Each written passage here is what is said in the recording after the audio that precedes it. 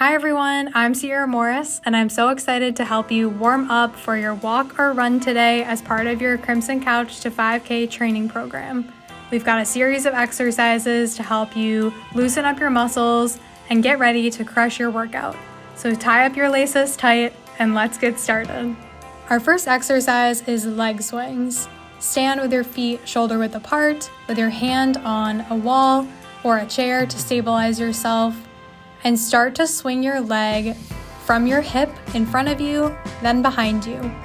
We'll do this for about 15 seconds and then switch to the other side.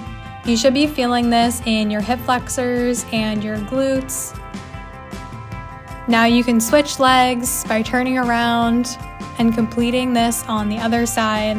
And as you swing your leg, don't worry about the height. Go as far as you're comfortable with. When we're warming up, it's really important to move our muscles in more of a dynamic way versus a static stretching way, because that allows us to create more warmth and movement into these muscles to get us ready for actual exercise.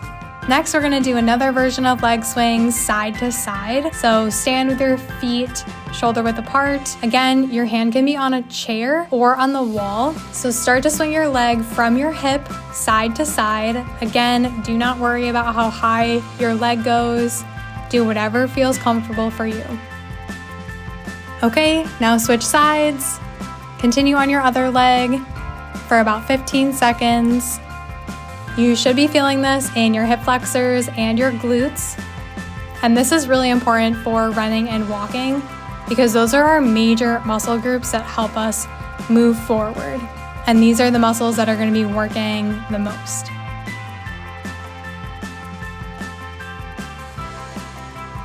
Moving on to our leg sweep through. Stand with your feet hip distance apart. Step 1 foot in front of you about 6 inches and flex your foot so your toes are pointed back toward you. Bend at your waist and sweep both arms forward and up on either side of your foot. Then step back to your standing position and repeat on the other side. We're gonna do this for about a minute. You should be feeling it in your hamstrings and your calves. Try to keep your back as flat as you can by looking about 2 feet in front of you as you sweep your arms down and up. This will help you really engage your hamstrings and feel that warm up in your legs.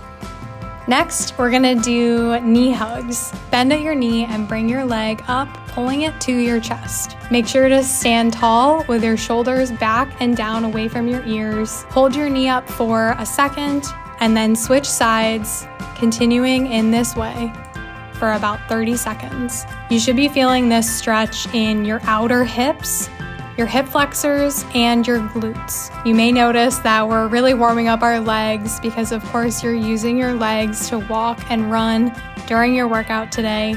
And it's really important that the leg muscles are warm to prevent injury, but also to help you perform your best during today's training.